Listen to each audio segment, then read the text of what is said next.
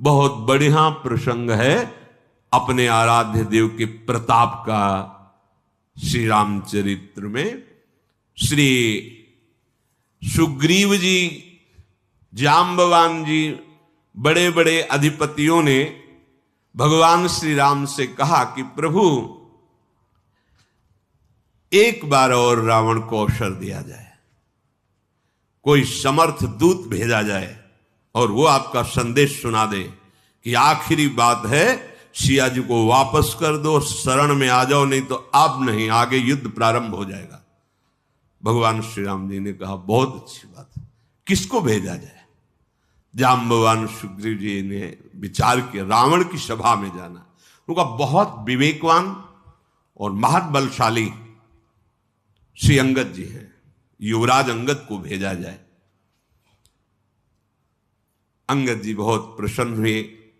भगवान श्री राम ने पास बुलाकर स्पर्श किया और कहा वही करना जिससे हमारा कार्य हो और उसका कल्याण हो। तो अंगद जी ने कहा प्रभु आप तो स्वयं सिद्ध कार्य हैं, आपका कौन कार्य करेगा? नाथ, पर आपकी आज्ञा है तो सेवक आज्ञा पर तत्पर है। अंगद जी को ऐसा महसूस हुआ मानो पूरे विश्व का बल अंगद जी में आ गया। विश्वात्मा भगवान है, अपार बल, ऐसा अनुभव हो रहा है अंगद जी को। चरणों में वंदना की और प्रभु के प्रताप का स्मरण किया और जैसे मतवाला गजराज चलता है, लंका के समीप ही है, समुद्र पार हो चुके हैं। रण बाकुरे बाल पुत्र युवराज अंगद गजराज की तरह चल रहे हैं, सिंहवत। लंका में जे भी प्रवेश के हाहाकार मच गया, वही बानर आ गया जिसने लंका जलाई थी, क्योंकि अंगद जी रावण का पुत्र अपने निशाचर साथियों के साथ खेल रहा था, देखा तो अंगद जी से बातचीत करने लगा, कौन हो, कैसे प्रवेश कर रहे हो? अंगद जी ने कोई बातचीत नहीं की,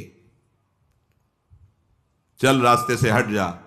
तो अभिमानी का पुत्र है तो उसने अंगद जी पर लात प्रहार करने की कोशिश की, पकड़ के लात उसकी 2-4 बार घुमाया, पटक दिया, मर गया। रावण का पहली शुरुआत यहां से। जे भी रावण का पुत्र मरा तो जितने भट्ट थे भागे, हल्ला मचाते जा रहे, भागो, ये वही बानर है जिसने अक्षय कुमार को मारा था, जिसने लंका जलाई थी। पहली बार आया तो सब हाहाकार मच गया, अब दोबारा आया है तो क्या करेगा? सब भाग पड़े। जाकर के सभा में पुकारा, वही आ गया जिसने लंका जलाई थी, अक्षय कुमार को मारा था। आते ही सबसे पहले रावण के पुत्र का वध किया है। रावण के पुत्र की मृत्यु, नगर में हाहाकार मच गया, सब माथा पकड़ के बैठ गए, क्योंकि पीछे भोग चुके हैं ना हनुमान जी की लीला में। सब हाहाकार करने लगे कि अब ये रावण सर्वनाश कराएगा, मान जाता तो कम से कम प्राण बच जाए। सब भयभीत हो गए, हे विधाता अब क्या होगा? सब रो रहे हैं घरों में बैठे, क्योंकि सब देख चुके हैं ना हनुमान जी का प्रताप।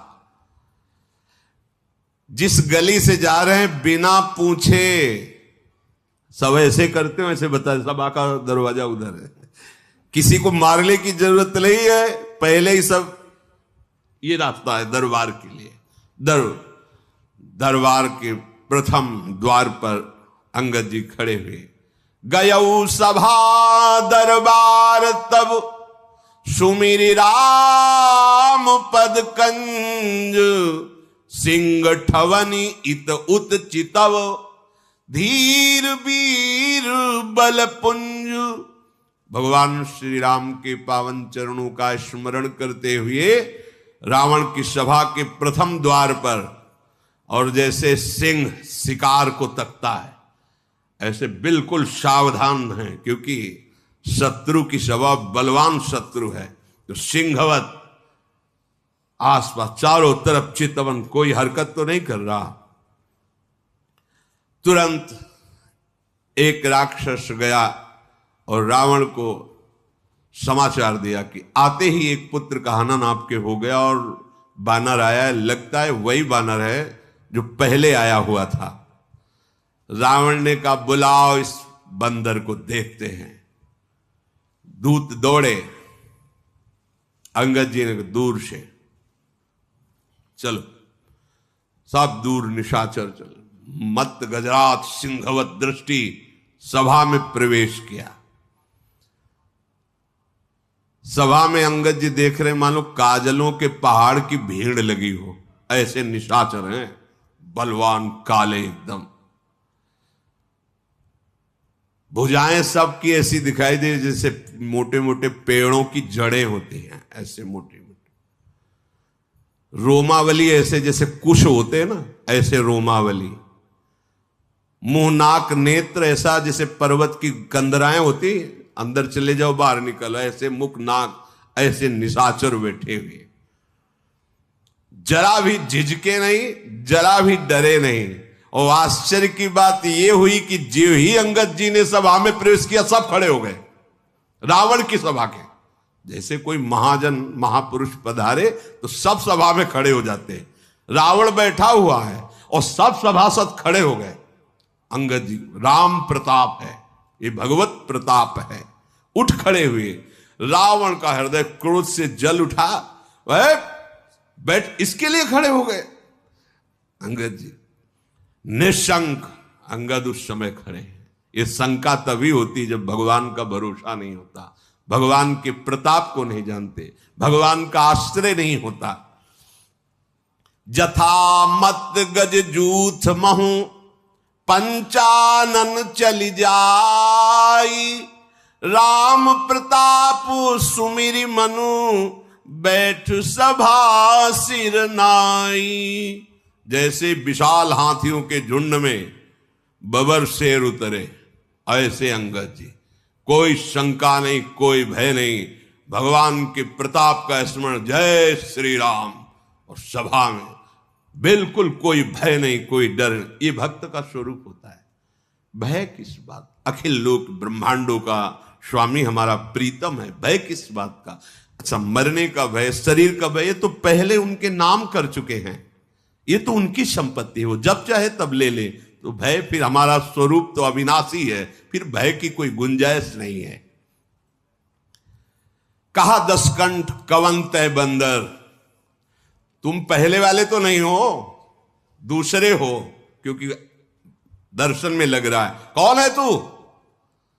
तो अंगद ने कहा है दशग्रीव, मैं भगवान श्री राम का एक छोटा सा दूत हूं। अगर पूरा परिचय जानना चाहते हो तो तुम्हें हमारे पिता का बहुत बढ़िया परिचय है। 6 महीना कांख में रहे हो उनकी, बालिपुत्र। मैं अंगद हूं और मेरे पिता 6 महीना ऐसे रावण को दबाए हुए संध्या वंदन करते रहे। तुम्हारी भलाई के लिए आया हूं। तुम उत्तम कुल में पैदा हुए हो, पुलस्त ऋषि के पौत्र हो, भगवान शंकर जी की आराधना की है, ब्रह्मा जी की आराधना की है। पहले भगवान शंकर की आराधना नहीं करता था। एक बार पुष्पक विमान लेकर के जा रहा था तो कैलाश के ऊपर से कोई भी विमान नहीं निकल सकता।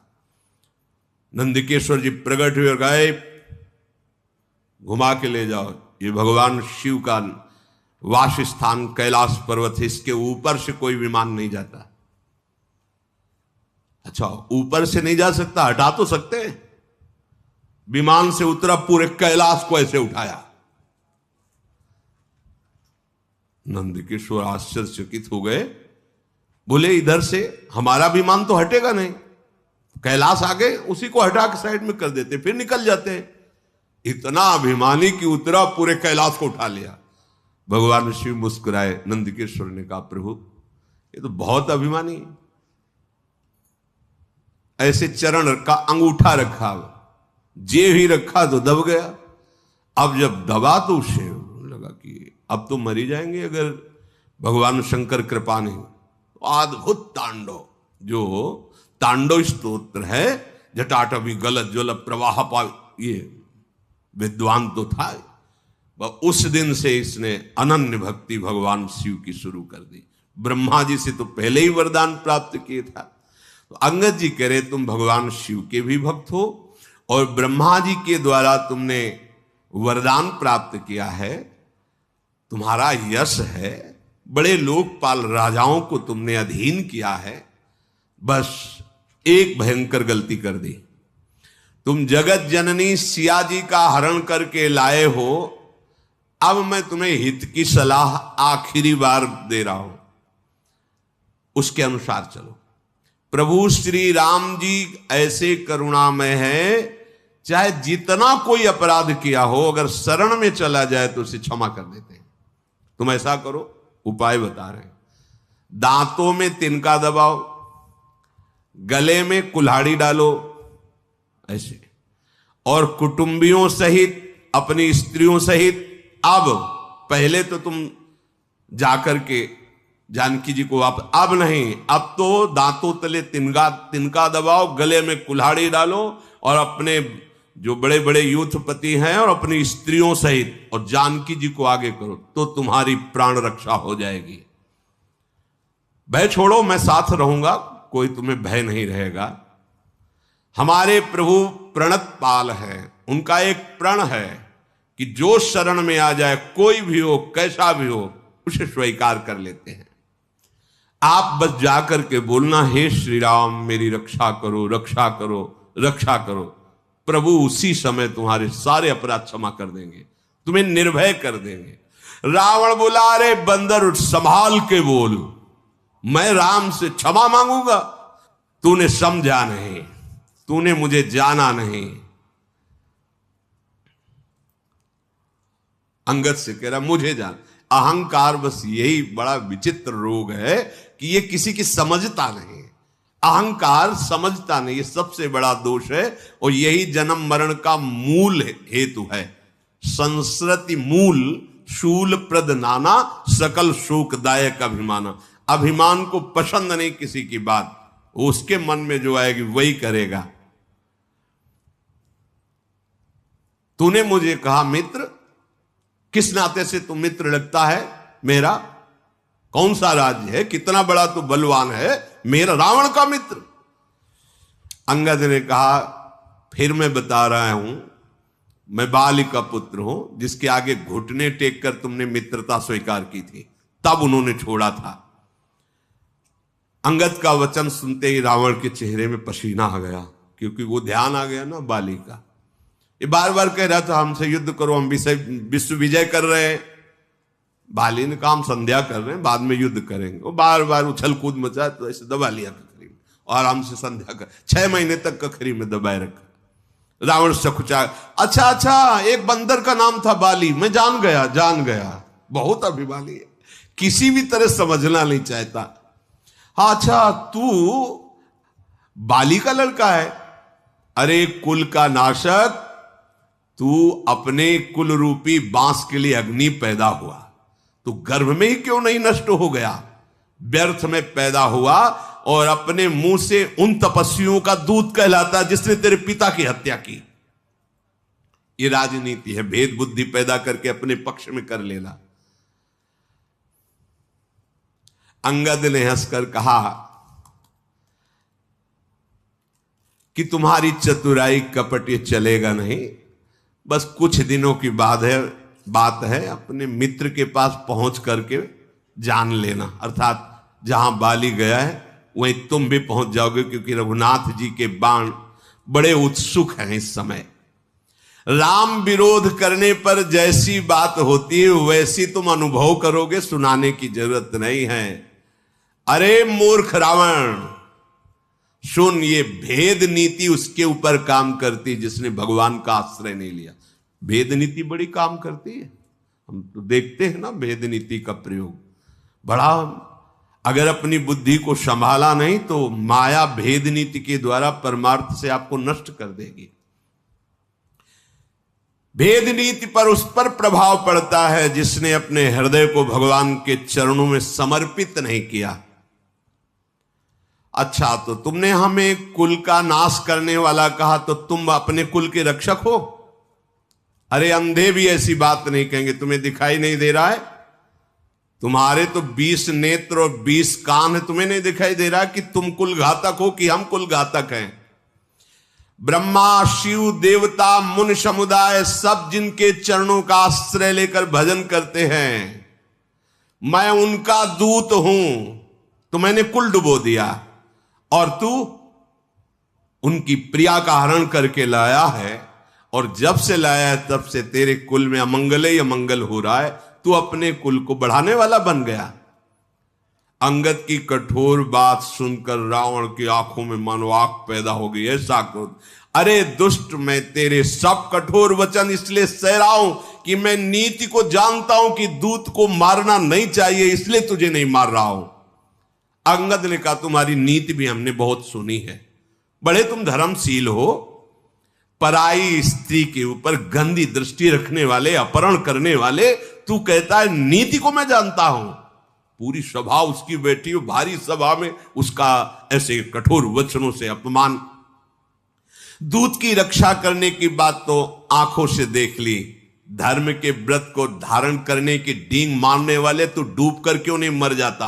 अपने मुंह से अपनी बड़ाई कर रहा है, तुझे शर्म नहीं आती? नाक कान रहित बहन को देखा तो तुमने धर्म विचार करके ही तो क्षमा किया। बड़े क्षमावान हो तुम, तुम्हारी धर्मशीलता बड़ी जगजाहिर है। मैं भी बड़ा भाग्यवान हूं जो तुम्हारे जैसे धर्मात्मा का दर्शन पा रहा हूं। अंगद जी ने ऐसा कह करके बहुत हंसी उड़ाई। रावण ने कहा, तू मूर्ख बंदर बक बक कर रहा है, तू मेरी भुजाओं को नहीं देख रहा है? अरे लोकपाल भी डरते मेरी भुजाओं को देख करके। तूने सुना होगा, आकाश रूपी तालाब में मेरी भुजाओं रूपी कमलों पर बसकर शिव जी सहित कैलाश हंस के समान शोभा पाया था। 20 बार कैलाश पर्वत को इन भुजाओं से उठाया है। अंगद सुन, तेरी सेना में बता कौन ऐसा सुभट है जो मेरी इन भुजाओं से भिड़ सके? है कौन उसमें जो मेरे से युद्ध कर सके? और तुम और सुग्रीव कोई वीर हो क्या हमारे सामने? और आप विभीषण डरपोक, वो हमारे सामने खड़ा होगा। और जाम्बवान बुढ़ापे को झेल नहीं पा रहा है, इतनी बुढ़ापा अवस्था है। अब लड़ाई में है कौन तुम्हारे पक्ष में जो हमारे सामने खड़ा हो सके? अच्छा, जिन्होंने पुल बनाया, नल नील शिल्पी है, कोई योद्धा है? हां, एक बानर बहुत बड़ा योद्धा है जो पहले आया था लंका में।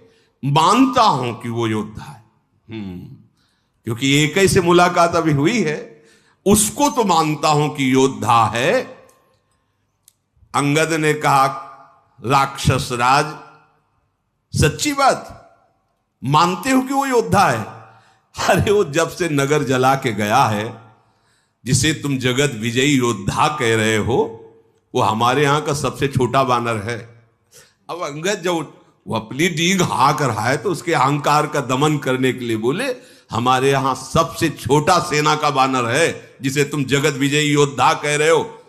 और सही बात, तुम उसे मानते हो योद्धा? रावण, तुमने जिसे योद्धा कह के सराया, वो सुग्रीव का एक छोटा सा दूत है, चलने में बहुत। जब से खबर लेने के लिए भेजा गया था तो बिना आज्ञा के उसने नगर जला दिया था। आज भी वो सकुच में है कि कैसे भगवान के सामने जाऊं। उनकी आज्ञा का उल्लंघन हुआ, क्योंकि भेजा गया था खबर के लिए, तुम्हारे पुत्र को मार डाला, लंका जला दी, तो वो आज भी सकुच में है और हमारे यहां का सबसे छोटा योद्धा है। रावण, तुम सब सत्य कहते हो, मुझे सुनकर कुछ भी क्रोध नहीं आ रहा। सचमुच हमारी सेना में एक भी ऐसा नहीं है जो तेरे से लड़ने में शोभा पावे।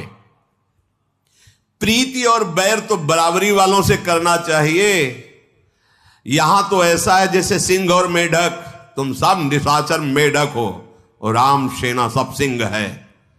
भला सही बात कहते हो, जोड़ नहीं है, तुम्हारे जोड़ नहीं। जैसे सिंह और मेढक का, ऐसे तुम सब मेढक हो। यद्यपि तुम्हें मारने में हमारे प्रभु श्री राम की लघुता है, पर तूने बड़ा दोष किया है रावण। प्रभु का क्रोध तेरे को भस्म कर देगा। मेरी बात मान ले। प्रभु की शरण में हो जा।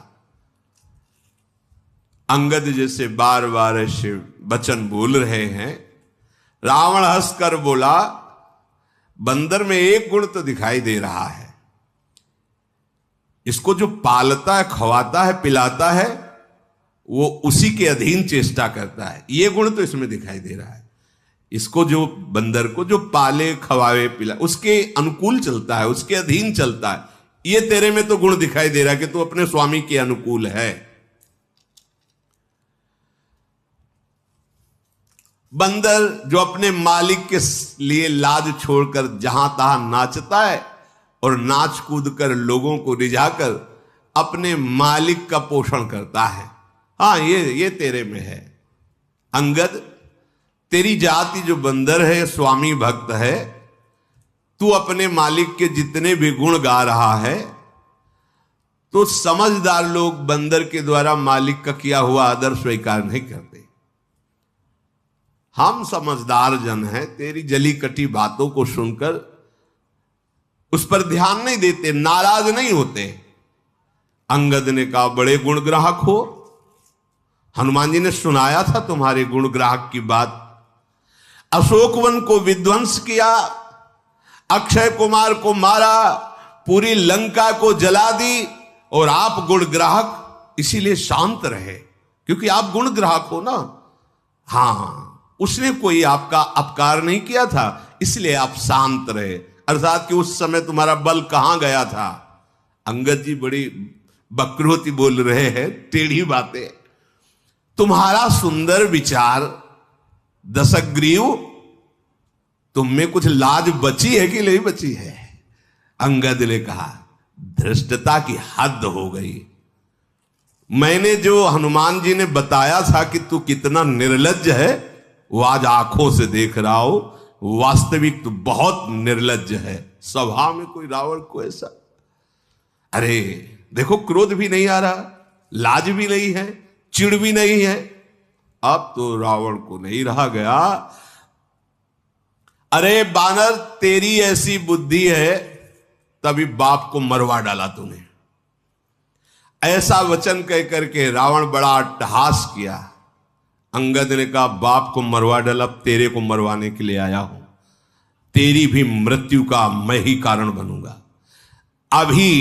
अभी तुरंत मेरी बात समझ जा, नहीं ऐसा मत समझ कि मैं तुझे दंड नहीं दे सकता। अंगद ने, अरे नीच अभिमानी, बाल के निर्मल यश का कारण जानकर मैं तुझे नहीं मार रहा हूं। रावण ने कहा, नहीं तो बता, रावण जैसा है कोई त्रिभुवन में? गजब का अभिमानी, बस उसको अपनी याद आ रही बार बार। अंगद जी ने कहा, रावण सुनना चाहते हो कि? हमने तो जो रावण सुना है, उनमें से कौन वाले तुम रावण हो, जरा बताना। बलि ही जितन एक गयौ पताला, राख्यू बांध शिशुन है साला। एक गया था बलि जी को जीतने, बामन बलि, पाताल में। तो वहां के जो खेल रहे थे कुछ लोग, तो रावण को बांध करके है साला घुड़साल में डाल दिया था, और खेल खेल में खूब लात मारते थे उसको। जब दया लगी महाराज बलि को, तो मुक्त कर दिया था।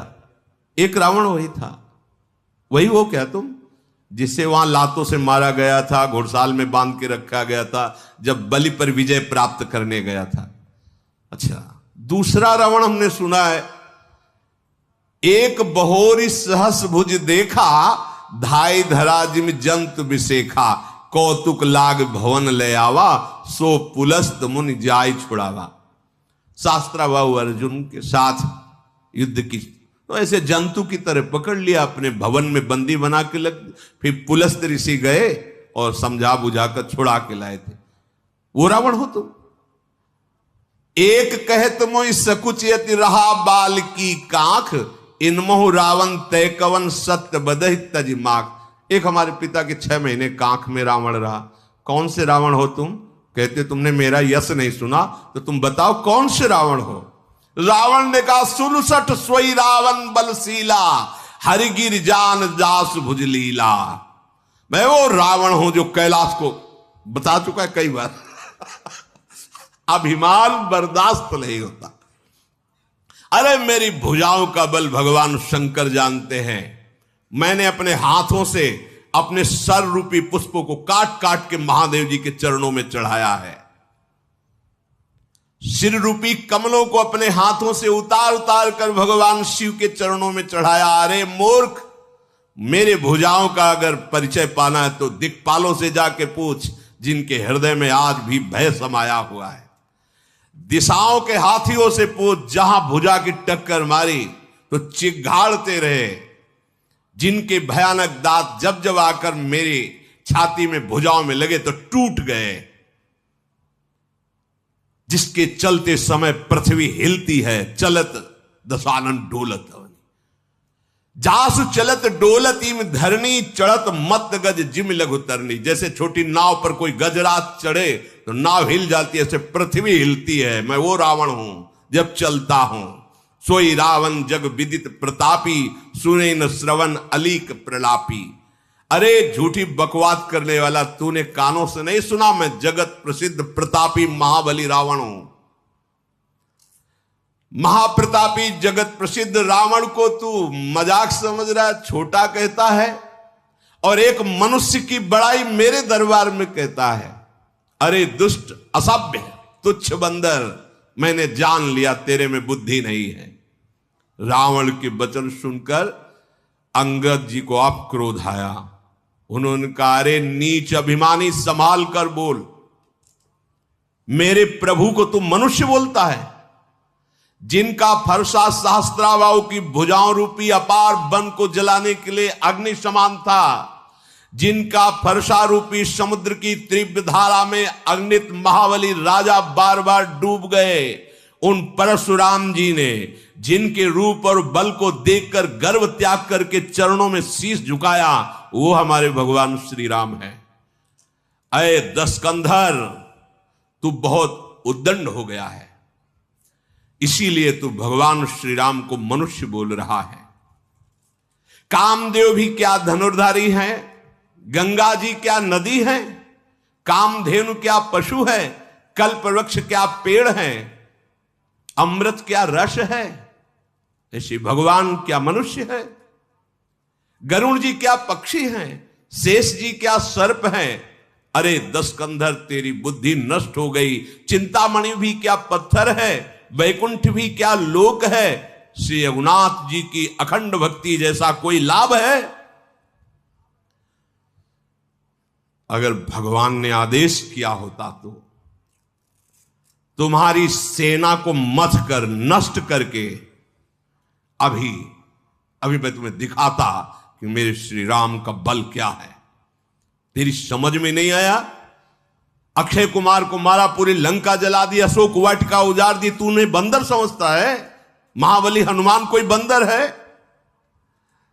कपट छोड़ दे, चतुराई छोड़ दे, राम जी की शरण में चला जा, नहीं तो अब मैं जो कह रहा हूं उसे सुनो। तुम्हें ब्रह्मा और शंकर भी अब नहीं बचा सकते।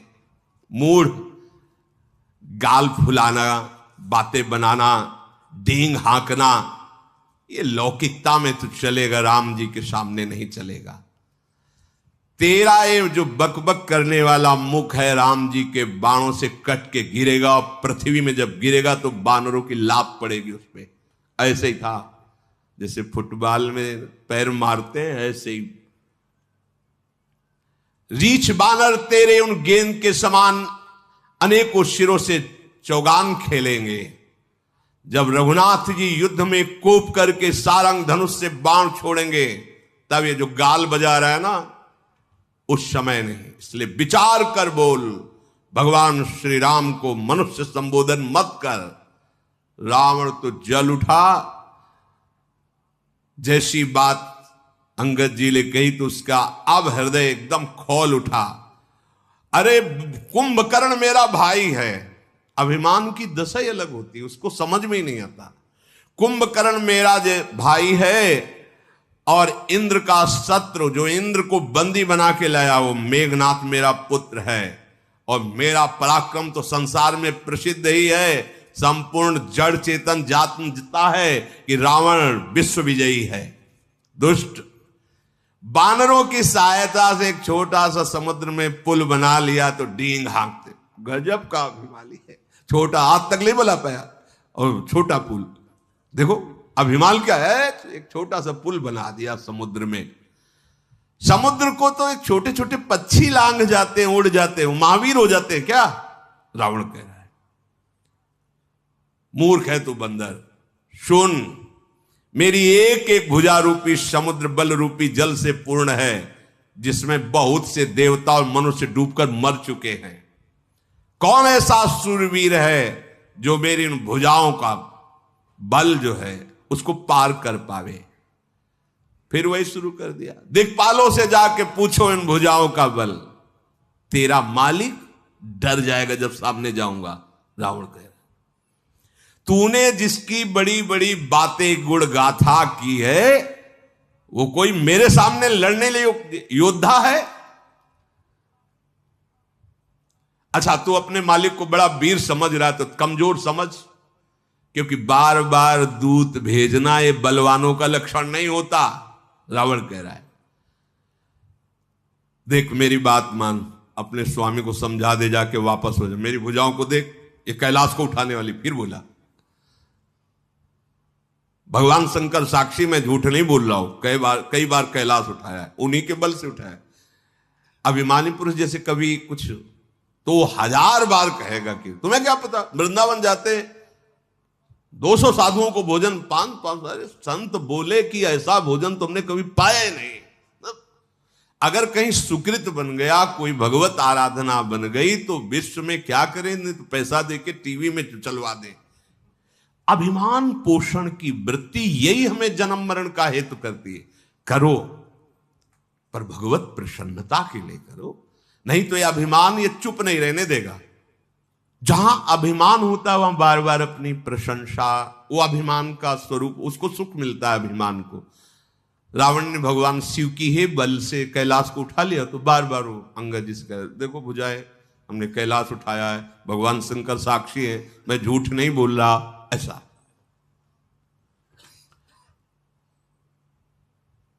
मस्तकों के जलते समय जब मैंने अपने ललाटों पर लिखे हुए विधाता के अक्षर देखे, वो जब आहुति करता था अपने सर की, तो मैंने उसमें देखा था मेरी मृत्यु लिखी थी मनुष्य के हाथ से। तो मुझे बहुत बड़ी हंसी आई कि विधाता भी लिखने में चूक कर दिया, मुझे मनुष्य मारेगा, मेरा तो आहार मनुष्य है, मार कैसे सकता है। तो विधाता ने भी असत्य लिखा था। जब मैं अपने सर काट के हवन कर रहा था शिव प्रसन्नता के लिए, तो जलते हुए भाल पर लिखा देखा था कि मेरी मृत्यु मनुष्य के हाथ से। तो मुझे हंसी आई कि विधाता भी असत्य लिखता है, भला मेरी मृत्यु किसी मनुष्य के हाथ से होगी। मेरे मन में किसी का भी भय नहीं है, क्योंकि मैं समझता हूं कि ब्रह्मा जी बूढ़े हो गए हैं, लिखने में गलती हो गई है, मेरी मृत्यु मनुष्य से नहीं हो सकती। और मूर्ख, तू बार बार लज्जा मर्यादा छोड़कर रावण के सामने उन मनुष्यों की बात करता है। अंगद ने कहा अरे रावण, मुझे तुम लज्जा रहित कहते हो, पर तुम बहुत बड़े लज्जावान हो। लज्जाशीलता तुम्हारा स्वभाव है, क्योंकि तुम जैसे निर्लज्ज बार बार अपने मुंह से अपनी बड़ाई गा रहे हो। सिर काटा कैलाश उठाया, सिर काटा कैलाश उठाया, यही तो उस समय से बोल रहे हो।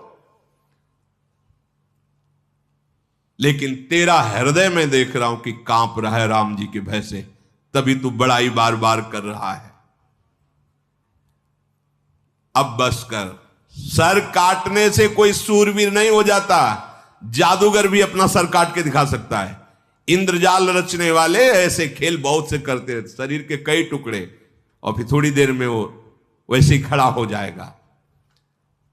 बहुत से पतंगा मोहवश आग में जल जाते हैं तो वो कोई सूरवीर नहीं होते।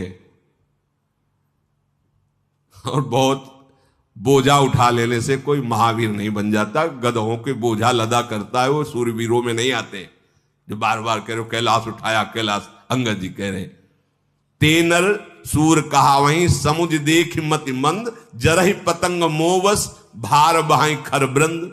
गधा बहुत भार ढोता है, तो भार ढोने के कारण कोई सूरवीर नहीं कहे, और पतंगा मोहवश आग में जल जाता है, ये कोई सूरवीर नहीं कहे जाते।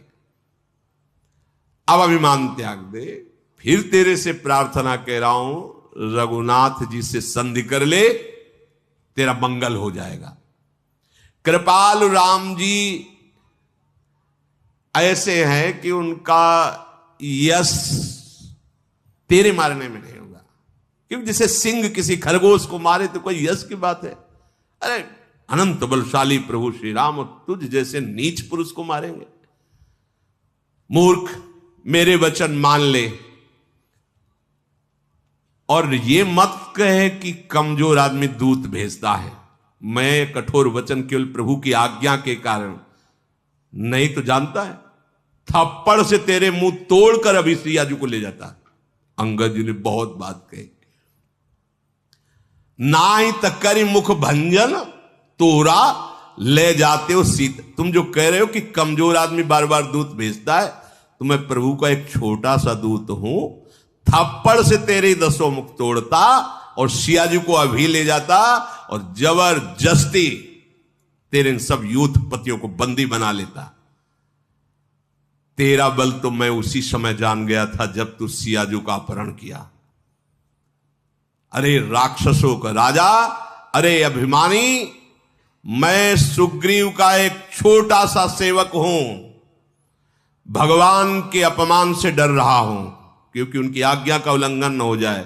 नहीं ऐसा तमाशा दिखाता, जैसे तूने कहा ना, मालिक के लिए तमाशा दिखाकर बंदर पैसा इकट्ठा करता है, बड़ा वफादार होता है। तो अगर मुझे अपने स्वामी के अपमान का भय ना होता, आज्ञा उल्लंघन का, तो ऐसा तमाशा दिखाता। तो सिंहासन पे है तो ही पटकी, महिसेन हाथी चौपट कर तब गांव, तब ज्योतिन समेत सठ जनक सुते ले जाऊं। सिंहासन सहित तुझे उठाकर धरती पर पटक के मार डालता। भी अंगद जी ने कहा, तेरी सेना का अकेले संहार करता और तेरे इस लंका को भ्रष्ट करके जय श्री राम बोलकर सिया जी को ले जाता और तेरी स्त्रियों को बंदी बनाकर उनकी दासी बनाता। अगर भगवान के अपमान को न डरता, उनकी आज्ञा का उल्लंघन का अपराध का भाव ना होता, जो वस करो तदपि न बढ़ाई, मुझे ही बधे नहीं कछ मनसाई। अगर मैं ऐसा करता भी तो मेरी कोई बड़ाई नहीं होती, क्योंकि तुम मरा हुआ है। ऐ रावण, तुम मरा हुआ है। कौल काम बस कृपन विमूढ़ा, अति दरिद्र अजसी अति बूढ़ा, सदा रोग बस संतत क्रोधी, विष्णु विमुख श्रुति संत विरोधी, तनु पोषक निंदक अग खानी, जीवित 100 सम 14 प्राणी। तुम मरा हुआ है। वाम मार्गी, शास्त्र के विरुद्ध आचरण करने वाला और कभी भी धर्म में धन ना खर्चा करने वाला कंजूस और मूर्ख बुद्धि, दरिद्र, बदनाम, जिसका यश हो और फिर निंदा हो जाए, बहुत बूढ़ा और नित्य रोगी, निरंतर क्रोधी, हरि से विमुख, संतों का विरोधी, शरीर का पोषण करने वाला, पराई निंदा करने वाला और पाप की खान महापापी परिस्त्री अपहरण करने वाला, ये सब मरे हुए पापी प्राणी हैं। इनको जीवित कौन कहता है? तो अगर मैं ऐसा करता भी कि तुझे सिंहासन सहित पटक कर मार डालूं, तेरी सेना का विनाश करूं, पूरे लंका में जय श्री राम के घोष करके सिया जी को ले जाऊं, तो भी मेरी बहादुरी नहीं है। इसलिए मैं शांत हूं, तेरी ये बातें सुन रहा हूं। अब मुझे गुस्सा मत दिला। अंगद के वचन सुनकर रावण दांत पीसने लगा, क्रोधित होकर हाथ मलता हुआ बोला, अब तू मरना चाहता है? अय बंदर, अब तू मरना चाहता है? छोटी मुंह बड़ी बात बोल गया। अरे जिसके बल पर तू इतनी बड़ी बात बोल गया, उनका ना बल है, ना प्रताप है, ना बुद्धि है, ना तेज है, कुछ नहीं है। अरे तू जिस पर गर्व करता है, ऐसे मनुष्यों को रात दिन यहाँ के राक्षस अपना आहार बनाया करते हैं। समझ किसकी सभा में बोल रहा है। जब उसने इस तरह भगवान श्री राम की निंदा की, कपिश्रेष्ठ अंगद उछल पड़े, मानो एकदम आग हो गए हो। क्योंकि शास्त्र का सिद्धांत है, हरिहर निंदा सुने जे काना, होई पाप गोघात समाना। भगवान शिव, भगवान हरि या भगवत प्रेमी महात्माओं की निंदा हो रही हो और आप चैन से सुन रहे हो, गौ हत्या ब्रह्म हत्या का पाप लगेगा। तुरंत खड़े हो गए अंगद जी और ऐसे कटकटाए, दांत पीसे और भुजदंड ऐसे पटक दिए पृथ्वी पर। ऐसे जे ही पृथ्वी पर भुजदंड पटका, मुंह के बल गिरा रावण। अरे भगवान का प्रताप एकदम फिर संभला। उसके अत्यंत सुंदर मुकुट, जब वो गिरा तो मुकुट भी गिरे, जो अंगद के हाथ में आए, उठाकर उन मुकुटों को वहीं से फेंका, रामादल में भगवान के चरणों के सामने गिरे जाके। मुकुटों को आते हुए देख करके बानरों को लगा कि ऊपर से उल्कापात, कोई तारा टूटा, भागने लगे। हमें लगता है रावण ने कोई वज्र चलाया है, ये चमकते हुए अग्नि के समान आ रहे हैं। प्रभु ने हंसकर कहा, डरो मत, ये ना उल्का है, ना वज्र है, ना केतु है, ना राहु है, ये रावण के मुकुट हैं, बालीपुत्र अंगद ने फेंका है।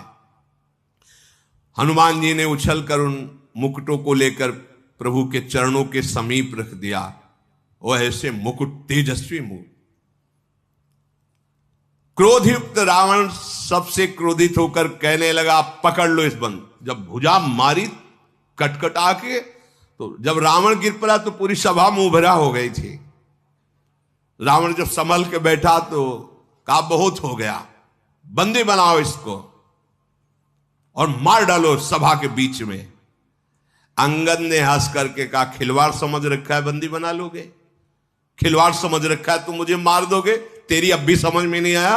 केवल भुजा पटका तो सब मुंह के बल गिर गए, इतने तुम वीर हो, अब भी मुझे बंदी बनाने की सोच रहे हो? बोले, तेरे कोई अकेले नहीं, मेरा आदेश, जाओ पृथ्वी में कोई बानर ही न रह जा, सब खा जाओ। राक्षसों को आदेश। ऐसे थे नरांतक, देवांतक, ऐसे ऐसे राक्षस थे आहार करने वाले।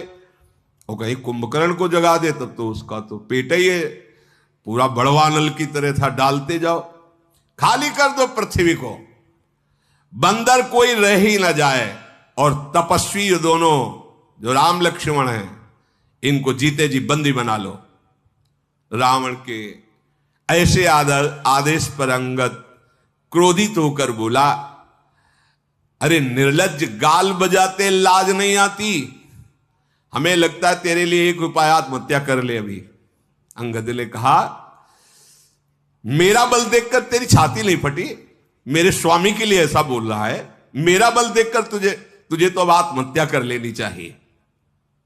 रेत्री चोर कुमारक गामी, खल मल रास मंदमति कामी, शन्यपात जलपसि दुर्वादा, भयस कालवस खल मनुजादा।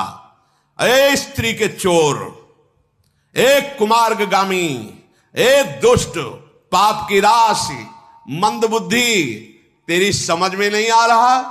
अरे कामी, तू सन्निपात जैसे किसी को हो जाए और बोलता रहे, ऐसे बोल रहा है, ऐ दुष्ट राक्षस, तू काल के अधीन हो गया है, आगे फल पाएगा। राम मनुष्य हैं, ऐसा वचन जो बोला, अरे अभिमानी, तेरी जीभ गल करके नहीं गिर गई? संदेह नहीं, तेरी जीभ गिरेगी सिरों के साथ रणभूमि में। सोनर क्यों 10 कंद, बाल बध्यो जेहि एक सर, 20 लोचन अंध, धिगतो जन्म कुजाति जड़। ए दशग्रीव, एक बाण से जिसने महाबली बाल को मार दिया, वो मनुष्य हो सकता है? कुजाति जड़ जीव, 20 आंखें होने पर भी अंधा, तेरे जन्म को धिक्कार। अंगद जी बोल रहे हैं। बस एक बात मुझे थोड़ा शांत कर रही कि भगवान श्री राम के बाण प्यासे तेरे खून के, इसलिए मैं तुझे क्षमा करता हूं। वो प्यासे रह जाएंगे अगर मैं कुछ करूंगा, इसलिए नीच राक्षस मैं तुझे जीवित छोड़ रहा हूं। ये जो तू हंसी कर रहा है बार बार, ये अभी दसों मुख के सब दांत तेरे बाहर निकल आएंगे। असी जिस होती दसों मुख तोरो, लंका गही समुद्र महाबोरो। मैं तो दसन तोरवे लायक, पर आयस दीन न मोहि रघुनायक। ऐसा आ रहा है कि पहले थप्पड़ मार के तेरे दांत तोड़ू सब, जो तू हंस रहा है। इसके बाद ऐसा क्रोध आता है कि पूरी लंका उखाड़ लूं और समुद्र में डुबो दूं, तेरे दसों मुख तोड़कर भगवान के चरणों की शरण में डाल दूं जाके। पर क्या करूं, भगवान ने आदेश नहीं किया। तुम कह रहे हो कि बंदरों को खा जाओ जाके। अरे हम वो बंदर हैं, गूलर फल खाने वाले नहीं।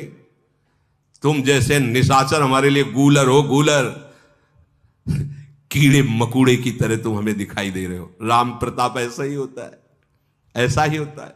सुरपति नरपति लोकपति जिनके भावे घास, राम प्रताप, हरि प्रताप।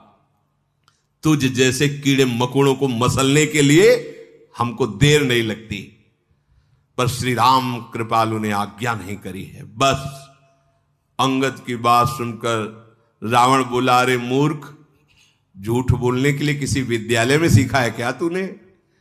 बाली ने तो कभी ऐसा झूठ नहीं बोला। जान पड़ता है तू तपस्वियों से मिलकर झूठा बोलना सीख गया है, लबार हो गया है। अंगद ने कहा कि यदि तेरी दसों जीभें उखाड़ करके और तुझे रौंदू नहीं तो मैं रामचंद्र जी का दास न कहलाऊं। तो अब क्या कहूं, प्रभु ने आज्ञा नहीं करी थी। और अंगद जी क्रोधित होकर बार बार हाथ मीस रहे और कहा कि देखना चाहता मेरे स्वामी का प्रताप, देख अपनी सभा को तू कह रहा जा पृथ्वी बंदरों से हीन कर दे। मैं एक दूत हूं, आज मैं अपना पैर इस सभा में जमाता हूं। तुझे गर्व है अपने सभापतियों, अपने वीरों पर, तो कोई मेरा पैर उठा दे। ये बड़ी जोर की बात, भगवान का भरोसा इतना प्रबल। राम प्रताप, छोटा सा सांप का बच्चा गरुड़ को खा जाएगा, रुई बड़वा नल को भस्म कर देगी, ब्रह्मा को मच्छर, मच्छर को ब्रह्मा, जो चेतन का जड़ करें जड़ करे चैतन्य। समुझ राम प्रताप कपि कोपा, सभा माजपन करि पद रूपा। जय श्री राम। उठा दे वीर अगर तेरी सभा में कोई हो, जो मम चरण सकत सठ टारी, फिर है राम सीता में हारी।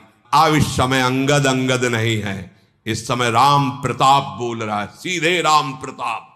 देखो ना, जो मम चरण सकट सठ टारी, फिर है राम और सीता में, ये मतलब तदात्म स्थिति, भगवदाकार वृत्ति। मैं सीता को हार जाऊंगा, मैं सीता को हार जाऊंगा।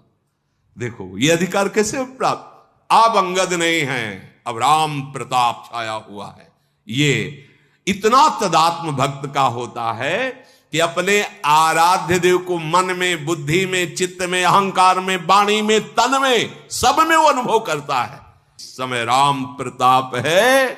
अरे मूर्ख, यदि तेरी सभा में कोई भी वीर मेरे चरण को हिला भी दे तो श्री राम जी लौट जाएंगे और मैं सीता को हार गया।